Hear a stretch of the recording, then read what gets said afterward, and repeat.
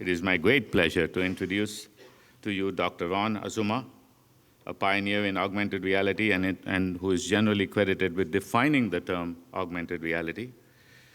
Dr. Azuma leads a team of researchers at Intel Labs that designs and prototypes new computational imaging and display systems that enable novel media experiences in augmented and virtual reality. He built the world's first working AR system and wrote a paper that is the single most referenced publication in the field of augmented reality and was listed as one of the 50 most influential papers from the history of MIT Press journal publications. Dr. Azuma received his undergraduate in electrical engineering and computer science from UC Berkeley and his master's and doctoral degree in computer science at the University of North Carolina at Chapel Hill.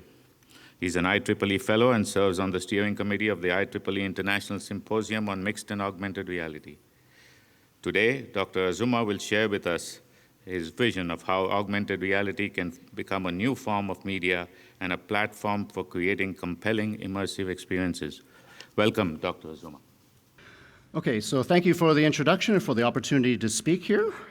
But first, a few words from my lawyer.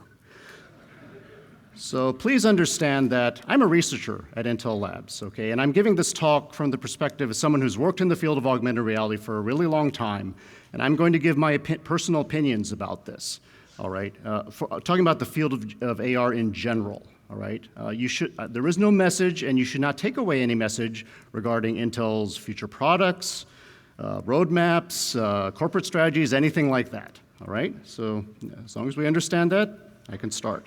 So this talk is about consumer augmented reality. And more specifically, I want to ask the question, how can we actually make consumer augmented reality fulfill its potential and become as ubiquitous and invaluable as smartphones are today? Well, in order to answer this question, I have to make an argument. In order to back that argument, I have to go through a lot of stuff. So there's a lot of material in this talk to try to give you an idea of what I'm going to go through. First, I have to talk about a little bit about history and contrast that against the state of augmented reality today. The bulk of this talk is going to be in sections 2 and 3 on the challenges and obstacles, in particular about 4 challenges in optical see-through head-worn displays, and then in usages, about what are the compelling consumer AR usages and what are strategies for that. And finally, when I go through all this, I'll try to put it all together, come up with some approaches for how maybe it's more likely that we can actually achieve this goal. And this is the takeaway I want you to take away, is that it's really, really hard to build an ultimate ultimate AR display that everybody will want. So I think there's an opportunity to accelerate progress by also aiming for niche AR displays that do what we always expect glasses to do, which is to help us to see better. Okay, so this talk is timely because there's really been a surge of commercial interest within the past 2 years. And I think that's happened because many people and many companies have realized that the long-term potential of augmented reality is to perhaps become the dominant platform and interface for computation in the future. It's replacing the laptops, the desks, the tablets, the smartphone screens that we all fixate on today. And people have also realized that its cousin, virtual reality, since virtual reality basically immerses you in some world and completely replaces the world around you. That's talking, you basically have to operate that in installations. And the potential market for that is fairly similar to, say, console gamings or PCs. And that's a great market, don't get me wrong on that.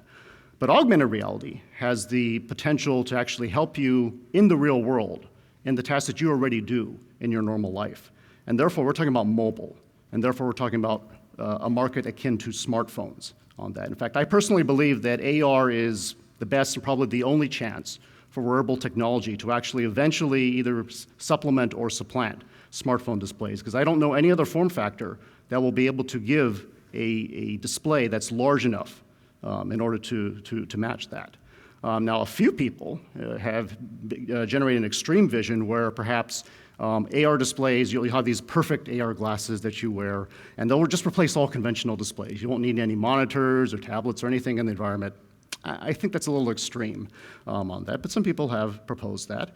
And of course, people have also realized there are shorter-term opportunities here, and there's been a very successful application that I'm sure everybody knows that made a bunch of money on that.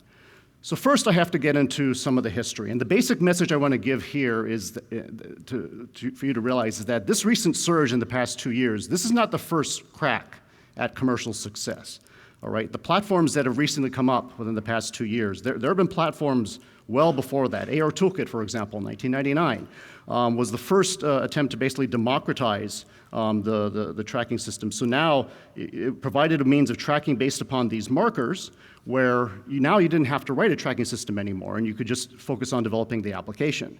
And the three biggest ones were Total Immersion, Metaio, and Vuforia. Vuforia is still around.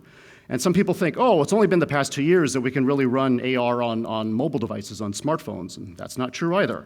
It dates back at least to about the year 2003 for research purposes. For example, the Invisible Train project by some friends at TU Graz, where you had multiple heterogeneous type of mobile devices, and they tracked off of these markers, and you could see the same state of this virtual train that was moving on these different devices.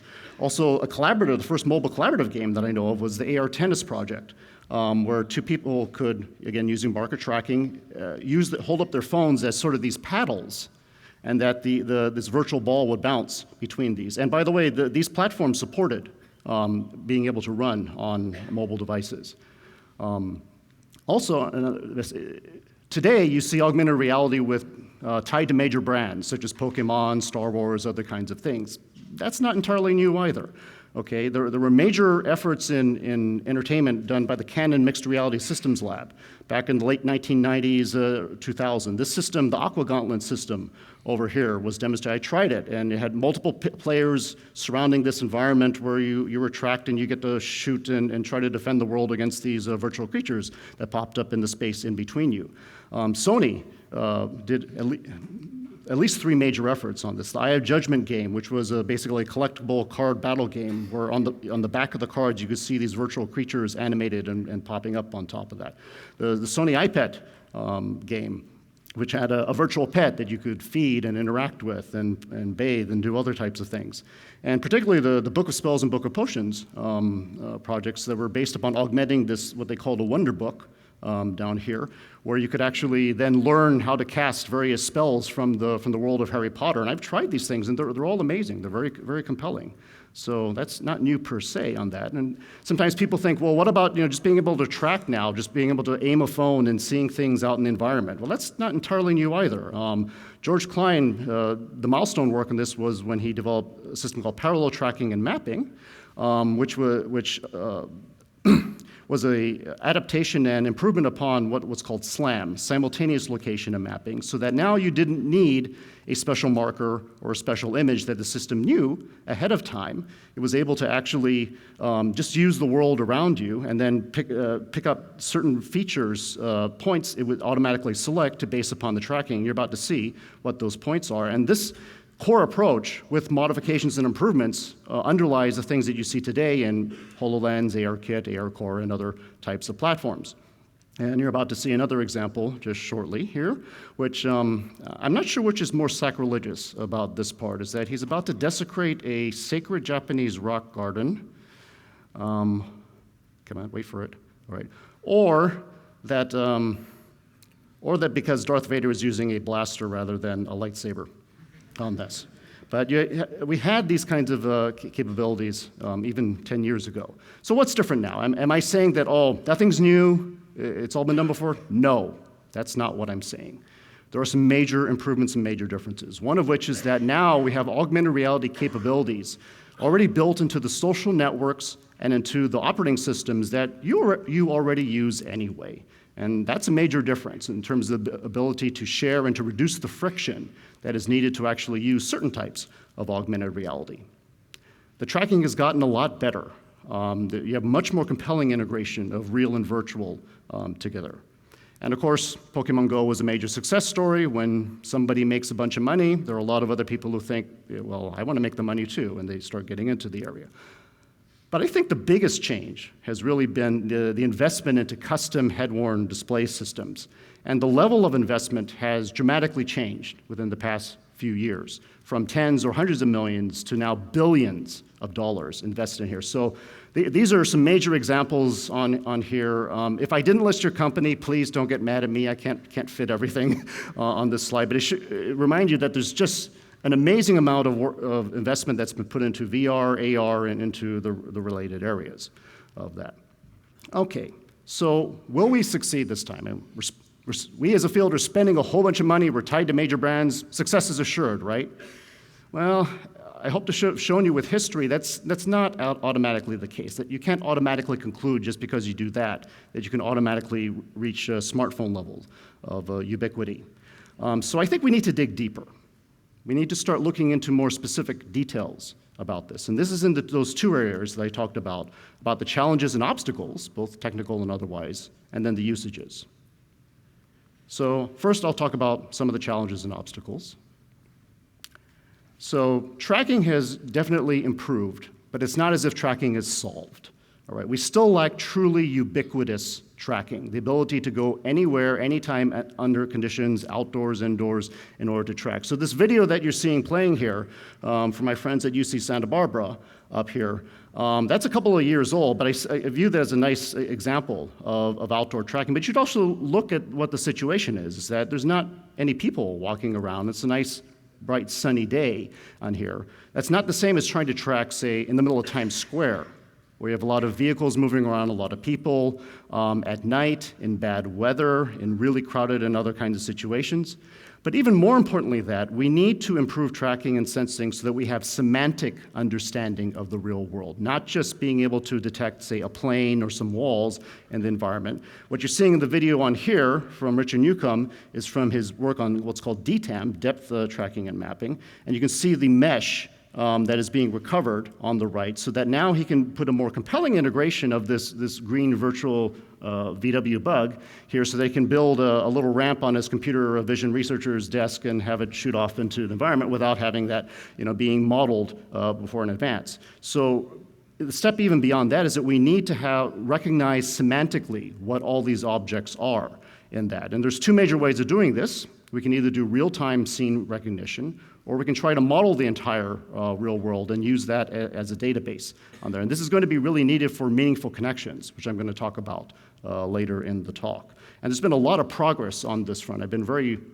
pleased at how much progress on the research side there's been in this area. Another major problem is interface. If you're wearing an AR display, how are you going to control anything? You don't have a mouse, you don't have a keyboard. Perhaps you're going to use your voice. You're going to give commands to the display, except there's a lot of situations where maybe you don't want to do that. Perhaps you're going to use hand gestures. You're going to move stuff and maybe some situations you can do that. Maybe other situations you don't want to do that. How about eye gestures? I particularly like this one because they can be subtle, and you might be able to control things without it really standing out and other people seeing what it is that you're trying to do. How about embedding the controls into things that you wear already, such as the Project Jacquard project, where you might have a surface and you can just use the sleeve of your shirt as a touchpad. And ultimately, brain interfaces would be really great, such as the Neurable project, preferably ones that don't require inserting electrode through my skull. I think incorporating augmented reality with AR systems is going to be important, and this is an opportunity that really hasn't been developed sufficiently yet, because AR systems become a lot more useful with two things happen: when they understand the world around you, and when they understand you, the person, what you want to do, what you're interested in, what your desires and your state is. So there's really opportunity in contextual interfaces that can adapt to you and do magical things to help you of that. But I say this full well realizing that in order for this to happen, I mean, if people complain about certain social networks or other companies knowing too much about you from your phones, now imagine what the world is like with this augmented reality display where I'm wearing all the time and it sees exactly what you see and it knows exactly what you know. We as a field need to figure out how to be able to provide the benefits to you of this while sufficiently addressing the privacy concerns with systems like that. But the biggest things I want to talk about are displays, because this probably is the biggest hurdle in terms of actually achieving the kinds of AR displays systems that we want. There are three main strategies for building an AR display. There's optical see-through, in which you have a direct view of the real world that you see through some optical combiner that you bounce off some light in order to put the virtual objects onto your view of the world. There's also video see-through, where the view of the real world is actually taken through some cameras on that, and then you composite things together, and you see that on a regular type of display. It could be a VR type of headset or your smartphone or tablet. And finally, there's projective displays, ones that actually project light directly onto the real objects. So let me start with the third one on projective displays. So this is also called spatial augmented reality, and for certain niches, this is actually ideal. This is probably the best way to do things, because you may not have to wear a display on your head for these types of systems, and depending upon the application and the setup, you may not even have to track anything. So these are some pictures of some setups from a professor friend of mine in South Australia. But if you're talking about AR reaching consumers and to the levels of smartphones, you're talking about mobile. And I personally don't believe that projective AR is a good match for mobile applications. It's really best for installations. So you can kind of look at, this is an installation to project onto a real car here in the lab, and look at all of the projectors and the gantries and everything that's required in order to make a system work like that. These are based upon projectors, so usually you need a surface to project onto, preferably a white surface so that you can see it. If you're walking around in the world or riding a bike, what are you going to project onto? It may be very hard to see what is displayed in daylight. Projectors tend to be larger, they tend to be power hungry, and again, that's not a good match for mobile. And then the information that you display, in most configurations, anybody who's walking around can see what is being projected, and depending upon the situation, you may not want that. So I don't think that projective AR is the best approach to achieving this vision of consumer AR, ubiquitous consumer AR. Another major approach, and this is the one that dominates today, is video see-through. So it's possible to build see-through head-worn displays. You take a regular VR display like this, the flight helmet, back in the old days that we had, or you put two cameras on top of it, and you blend the view of the world with the graphics that you want to superimpose. And this works, but it comes with its other set of problems. Notice that these cameras, in this case, are not where the user's eyes are. And so if it's at a different height or a different position, or it isn't the correct interpupillary distance, the separation between the eyes, you can get some significant perceptual problems on there. Also, these systems generally have latency in what you see in the environment, and that can cause motion sickness. And basically, the Canon CoStar display that you see here actually is one that tried to address some of these by actually putting the cameras very close to where the wearer's eyes are on this. Again, this is a very capable, you can generate very convincing AR illusions on this. I don't feel that this is the best approach for mobile for two fundamental reasons. Number one is that if the power goes off, you're blind, and that's a safety issue. And number two is that your view of the real world will always be impaired in this type of system. The resolution that you see, the field of view, is going to be constrained based upon your display system and also the camera view. But I also want to talk a bit more specifically about smartphone and tablet AR, since this is a video see-through and it's the most common approach that we see. The advantage of this is that it provides forms of AR on equipment that everybody's already purchased on there, so you don't have to buy separate equipment. You can reach an audience of hundreds of millions, perhaps even billions with this. But this also imposes many limitations. If you really want to reach that audience of billions, you have to aim for a lowest common denominator suite of sensors. So for example, the Google Tango project, very impressive, highly impressive work that relied upon adding depth sensors to mobile devices. And it only ran on just a handful of platforms. And I think that's why Google pivoted to the AR core, which just works on cameras and other sensors that are usually part of most phones, rather than just a few on that. A big concern is that it really sucks attention down to just a small screen. And so the top two pictures that you see on the right were part of an experience, a location-based experience that I worked on called the Westwood Experience. And when we designed it, we really tried to design the AR mixed reality effects where we said, people, okay, stand still when you're doing this. Don't walk around while your attention is just sucked onto the screen, because we didn't want people to be run over by cars in the real city where they were walking down. This is an impediment to interaction because it's not truly hands-free. If I have to walk around with a device held up in my hand, I don't have both hands free to do things, and for certain applications that's going to be important. And it's physically tiring and also not socially acceptable to do that all the time. A person I know, Matt Miesniks, who serves as a venture capitalist, has emphasized that. Says when he talks to other people looking for money, he says, your app will not be the app that changes the social contract that we already have with our existing mobile phones. So really, it's best for certain types of designs, brief snapshot type of interactions on here. So that leaves the third approach, optical see-through displays. And almost by default, I think this is the most likely route by which consumer AR may actually supplement smartphones on there. But that doesn't mean that this route is easy either. I think the field has basically agreed with this. That's why many of the major displays that you see here are actually optical see-through. But I want to talk about 4 specific challenges on this that could help determine whether or not this route succeeds or not. And depth cues, and compactness, and wide field of view, and hard edge occlusion. So the first one is in terms of supporting depth cues. And the dirty secret of almost all our displays is that they support a fixed focal distance, right? So in the real world, if I have a real object that's close to me, like this finger, I can focus on that, or I can focus on you out in the audience, and I can change that focal distance of that. But in the displays that we have in stereo, there's only one particular distance where the world will be sharp. And it doesn't behave the same way that objects in the real world behave, and this is a source of eye strain and discomfort.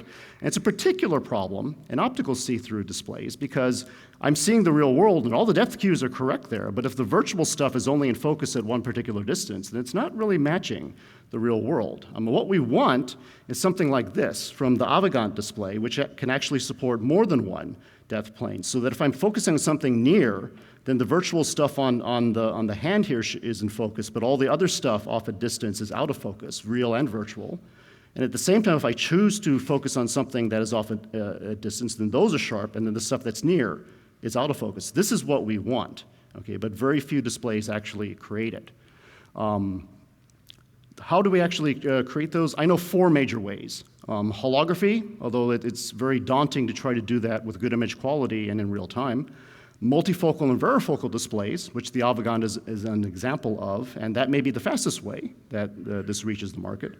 Volumetric displays, but I want to talk a bit about light field displays, just as one example of this.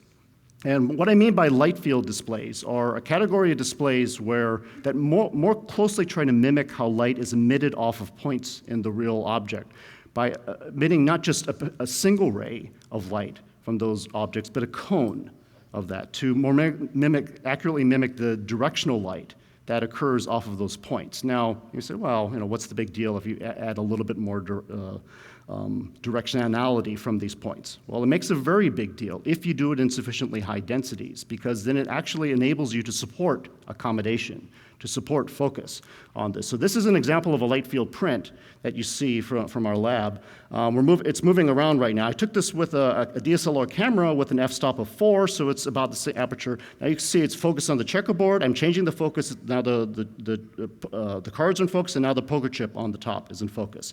And this is intended to be of a scene that looks like this, where you have a poker chip on top, the cards in the middle, and the checkerboard on the bottom, and you're just looking straight down into a real scene on this. And what we built this basically just to prove to ourselves that, hey, this actually can work, that physics doesn't stop you, even though this is a completely impractical approach in terms of the number of pixels that you need, which is about 25,000 pixels per inch underneath this. But let me try to drive this point home a little more to really emphasize that this is an approach that can actually work in theory. Here's a light field print, and then here are some real objects, and then we put a camera on here. And now we put a wide aperture on the camera, so you have a very narrow depth of field to exaggerate the effect.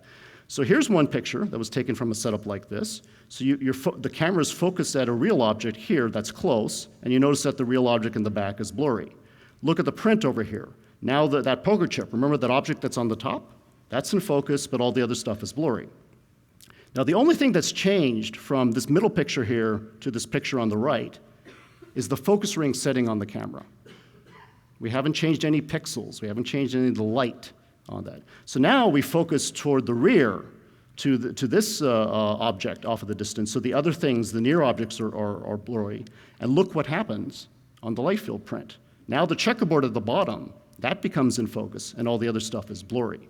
So this is proving that it's more closely mimicking how light is emitted off of real objects.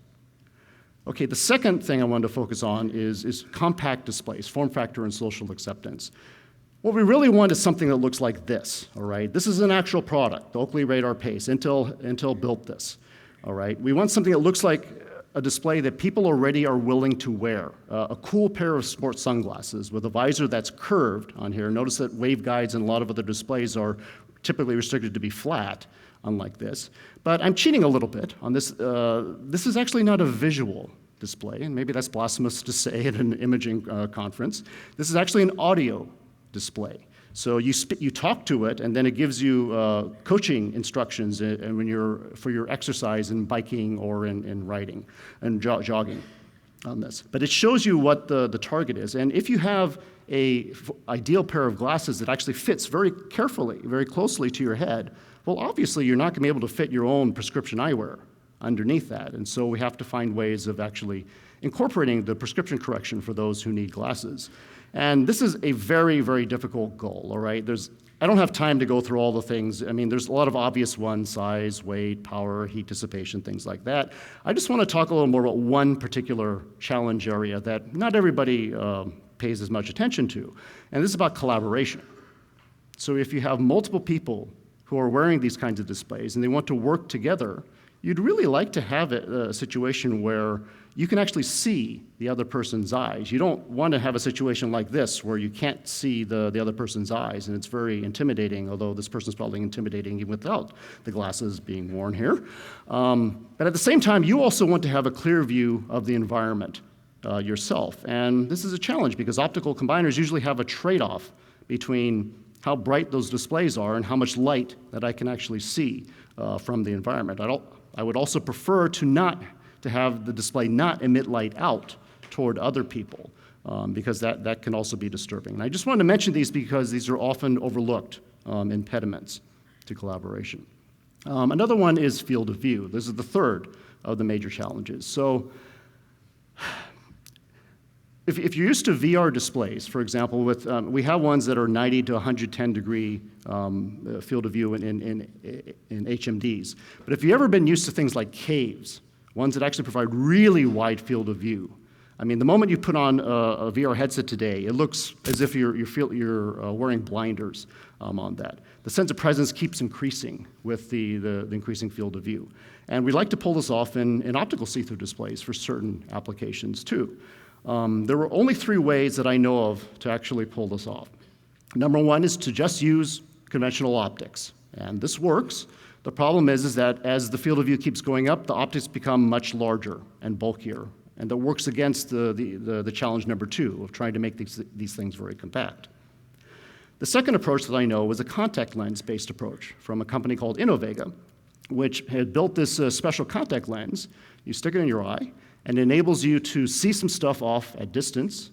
At the same time, it allows you to focus at something that's right against your eye in a plane of some glasses that you have. And so you're actually able to support a very wide field of view in a glasses-like format. There are a lot of system challenges to actually making something like this work well, and maybe only about 30% of the world's population is either able or willing to wear contact lenses. But I think this is a game-changing approach, very exciting approach. And then finally, the third way of doing this are computational displays, one that combine optics and displays and algorithms. And the Pinlight display out of UNC Chapel Hill, I think, is a real milestone in this. It was able to show in that kind of form factor, in something that looks like a flat sort of glasses form factor, something that actually gave a very wide field of view. Not with good image quality, but it did achieve a very wide field of view. And I think this is a milestone work and very inspirational. The fourth and final thing I want to emphasize is the occlusion problem. Okay, so conventional optical see-through displays, they can only add light to the real world. They can't block light to the real world. And this causes a problem. So if you have a very bright background and you want to have a scene that looks like this in the letter D, What you actually get is something like this in the letter A over here, where the virtual objects look washed out and ghost-like because the light from the real world bleeds through on this. So what you need to do is actually try to block light from the real world and place it on a pixel-by-pixel basis. That's why we call this the hard edge occlusion problem on here. And this was done back in the year 2000 by putting an LCD blocker in the optical path. The problem with this is that while it works, the problem is that you need to have an LCD blocker at another place where the whole scene is in focus. So it has to be in focus in two places, and this tends to be a bulky kind of setup. In fact, the most compact version of this that I know of was built just last year by Hong Hua's group. And this is the image that you see on that. And you can see that it's not quite as compact as you would like in the challenge number 2 that I listed. So even building good optical see-through displays that match what everybody wants is a difficult challenge. Okay, so I've talked a bit about history and what the current state is. I've talked about a lot of technical challenges. But this problem of achieving ubiquitous consumer AR is not just a technical problem. It's also one about what are people really going to use this stuff for that's compelling, that's actually something that they're going to use many times. It's not just a gimmick, okay? So I'm going to talk a bit about enterprise usages, industrial usages, which I think are all great. That's not the problem. The concern is really but the thing is, if enterprise and industrial usages are the only ones that occur, that are viable in the market, then AR is just going to be a niche technology. It's not going to reach the billions of people. It's not going to reach all of the consumers. What we really need to develop are new types of consumer AR usages that aren't just novelties, they aren't just gimmicks, they aren't just something I use maybe once or twice a year, but something that really is compelling and important, that we use as often as we use smartphones today. And I've actually called this in the past the most important challenge facing augmented reality. So let me talk a bit about enterprise or industrial usages. I show 2 examples here, medical up here, and also the maintenance, repair, or assembly of complex equipment. So the video that you're seeing playing on the right here is from Steve Henderson and Steve Feiner, when the work they did in Columbia University, and I hope it's just intuitively obvious. I mean, you should, even if you can't read the text instructions here, as to what the directions are, what this thing that they're trying to actually create is, and how easy it is to understand these kinds of directions, and how that's better than trying to read a standard instructions on pieces of paper or things like that. But another thing I want you to recognize here is that the connection between reality and the virtual stuff here, it's obvious and it's important. Right? If they're building an aircraft part here, as in this video on the right, and they're saying put the pins in this location, it better be at the correct locations if I'm going to fly in that airplane. And if they're doing surgery and it says put this pin into the patient at that spot, if I'm the patient, I really want it to be at the right spot. It matters what the connection between the virtual and the real. But it's a little different with a lot of the consumer augmented reality platforms that we have today, is that we are able to do tracking in the environment and recover, say, a plane, or be able to put virtual stuff wherever we like in many situations on here. But we haven't been able to actually understand the real world around you sufficiently. So look at that situation you saw right there, right? So this woman walked right into the path of this virtual character, this mime. But that character didn't know that, because the system doesn't know anything about the real world. It's only in the context of reality. It's not really connected to reality. So if it were actually connected, then that virtual mime character should step out of the way of that real girl, and then he should shake his fist against her. Didn't you see me? Why did you walk right through me? So I think that's where really my hypothesis is that to generate new types of successful consumer AR things, we need to make these meaningful connections, where the experience depends both upon reality and upon the virtual stuff. And the combination of the two is critical. Because if it's just the real world around you, then why do AR? Who cares? If it's just the virtual stuff and there's no real reason to put it into the space, then it's just a gimmick.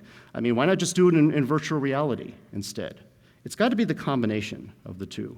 And I have proposed at least 3 strategies for trying to do meaningful connections between the real and virtual. And I want to talk about each of these 3. So the first is reinforcing. And this is a strategy that says there are some real locations in the world that are just inherently important, that have compelling meaning whether you augment them or not. But there's an opportunity to augment them in ways that match tastefully with the realities of those locations, perhaps build a new experience that's more powerful than either the virtual or the real by itself. My favorite example of this is an experience called 110 Stories. And this was an app that, if you were in or near Manhattan, would render a depiction of where the Twin Towers should be. And a particular thing that I want to point out on this app is that even today, we could render a fairly photorealistic depiction of the Twin Towers in the location. But the designer, Brian August, chose to not do that. Instead, he had them rendered against the sky just as an outline, as if they were drawn in with a grease pencil. And even though that's technically simpler, to me it actually made the experience better, because it matched what the story of what this experience is trying to convey, that the towers aren't there, and they're supposed to be there. So there are more examples of this, but because of time, I'll just use that one. And I believe this has proven that this is a compelling approach. And the advantage is that the real world does some of the work, provides some of the power to make it a compelling experience. One of the disadvantages, though, was that it doesn't scale on its own, right? If you wanted to do 110 stories, you have to be in or near Manhattan in order for this to even make sense. And you can't just tell any kind of story or any kind of experience. It has to conform to the realities of that location. You wouldn't want to do something at the World Trade Center that would be inappropriate or offensive at a site like that. The second approach is called reskinning. And in this strategy, we say, well, for a lot of places in the world, there's nothing special about reality, okay? But what we want to do is try to remake that world to fit a story that we want to actually tell. And the power comes from being able to adapt the virtual content so that it makes sense in the real world around you. And there was a book called Rainbow's End by Werner Vinge, won a Hugo Award, where he set in the not-too-distant future, where he assumed that perfect augmented reality existed. Everybody had these magic contact lens displays, et cetera. And people would build these things called belief circles, where they would change reality to whatever they wanted. So, for example, you could pick one of a medieval theme. And if you walked around outdoors, instead of seeing people walking around in modern clothes, you'd see them dressed as they would in medieval England, for example. These are persistent virtual worlds that were overlaid and matched one-to-one with reality on here. So I was part of, this is the craziest project that I've ever been part of. It was called Leviathan.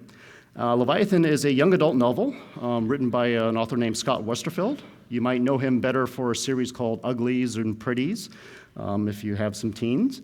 And this sets up an alternate fantasy world where genetic engineering got discovered very early. And therefore, in some countries, a biological revolution actually supplanted the Industrial Revolution. So instead of making certain kinds of vehicles like a dirigible, these countries would actually fabricate new types of living creatures. So this whale here that you see here, this actually flying whale, actually serves the role of a dirigible. It's a new type of creature, multiple creatures that serve that kind of role. So my CEO decided at CES 2014 he wanted to show a really crazy demo, and that's how I got hooked up into this. And we showed this during the keynote, in which we actually did pull off the effect of a flying whale flying above the head of 2,500 people who were not expecting this. And we also had personal versions of this with tablets and ultrabooks that you could try inside the environment. So maybe you have not heard of Leviathan. I'm pretty much guaranteed that you've heard of Pokemon. And I'm sorry I was not able to include actual pictures of Pokemon, but come on, I'm sure all of you have seen the pictures of this. You've played it yourself, or you know someone else who's played this and doing things like what this guy is doing out in the environment. It's reportedly gotten well over $1 billion in revenue. So this show, and I came up with the reskinning strategy before Pokemon Go was released. So this gives definitely proof to me that if you can merge a brand and do things right in a location-based experience, you can make a lot of money. on there. So I think reskinning has been proved. There are a lot of limitations in actually doing this because you have to change reality in terms of our ability to do semantic recognition in the environment. But I think it's a really potentially powerful way to provide new media, where some of the power can come from stories and characters that you already know and love, that you're already familiar with that. And if we can put it in a way that makes sense into the real world. The third and last strategy is remembering. And this is somewhat similar to reinforcing, but this says that, okay, again, much of the real world may be mundane, there may be not some things that are very special, but the memories of what happened in those locations, those can be very special, and those can be very personal. And they can be very different from between you and me. It's not a shared context in the way that, say, the World Trade Center site is. So let's try to give a little more concrete example of this. This picture here on the right, this is the gazebo where I got married. That's the site of my wedding. It really is. Don't ask me how long ago that was. Okay. And of course, I have photos and videos of my wedding, but if I could somehow see in augmented reality a reproduction of that, of a much younger and thinner Ronald with his lovely bride, who is still lovely, it would be a very powerful experience to use some of the things that Shahram Azadi has been developing in terms of holoportation, but in a context that's very personal and very important to myself. Another thing from memories of this was a project called 3 Angry Men that was done at Georgia Tech. It was an academic research project, and so and it was inspired by the tale of 12 Angry Men, but since we're trying to save money, we go down to 3 Angry Men.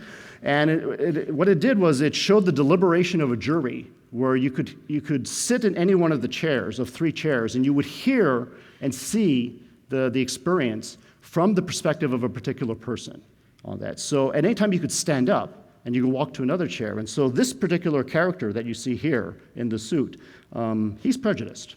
He's a bigot, okay? And so when you sit down on his chair, the entire experience changes. What you hear, what you hear him say, what you hear him think, his inner thoughts, and even the appearance of the African-American juror changes to conform to his biases. And I think this is a really interesting way of using remembering as a storytelling strategy.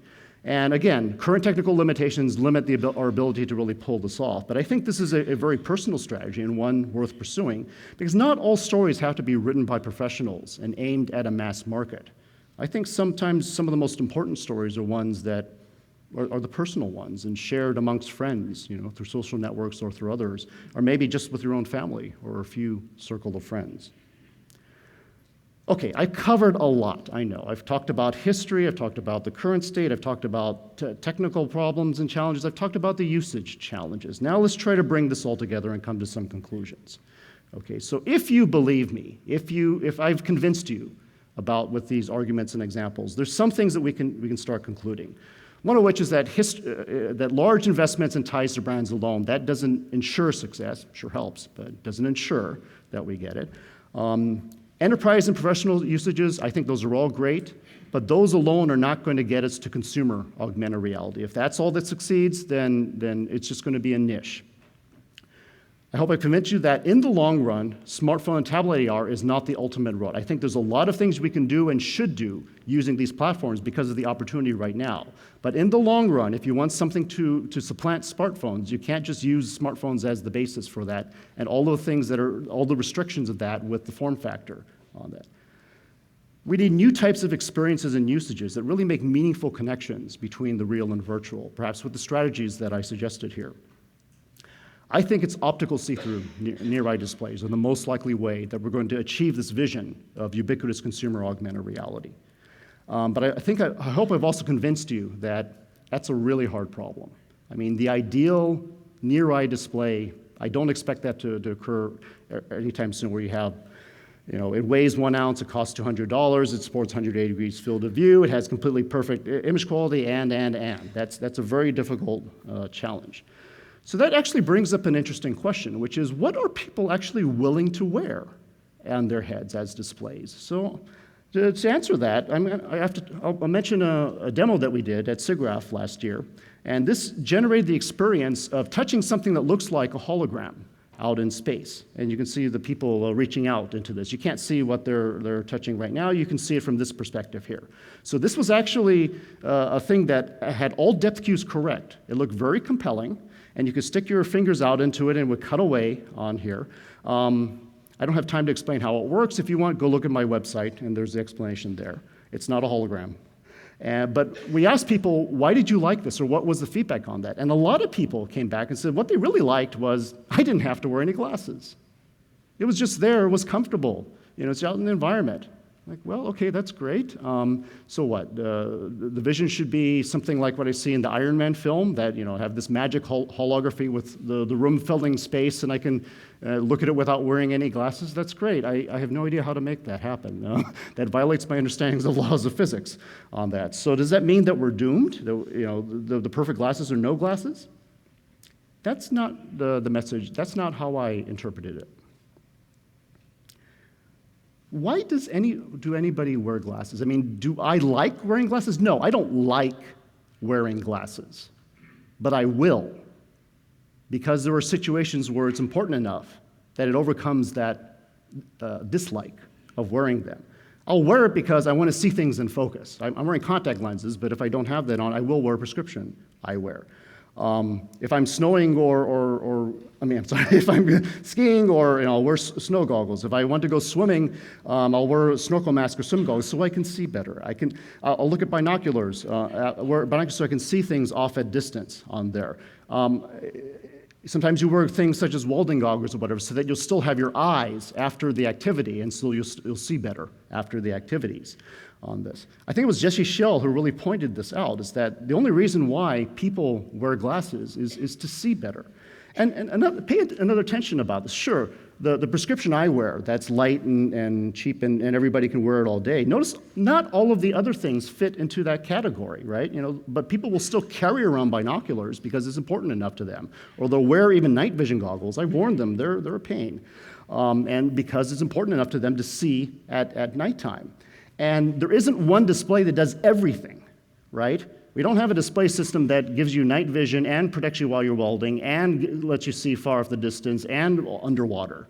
There's a diversity of these kind of things. So if we take this as a strategy of seeing better, to me, that's where the opportunity is. And I think this is borne out by past history, is that we shouldn't, of course we should keep pursuing these ultimate displays on that, but we shouldn't just wait for that. We should also target niche usages, ones that can help you see better in particular situations on that. So Bill Buxton is a prominent UX researcher, and he's talked about this. It's a good strategy to actually solve for niches and try to make something that people really love for one particular thing, and then let it grow, and the lessons from that will apply to the more general cases.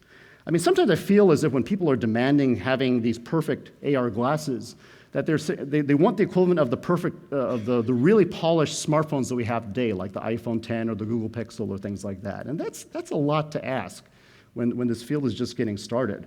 I mean, and that's not how phones developed. I mean, if you look at the first phone out there, the Motorola Dynatac there, that had 30 minutes of talk time. It cost $4,000. That's in 1984 dollars, by the way. It was big and heavy. It was the phone that Gordon Gekko used in the film Wall Street to show how rich he was on that. But things evolved from there. It sold hundreds of thousands because it provided one thing that people really needed, which was to talk on the phone without being in the office or on a landline.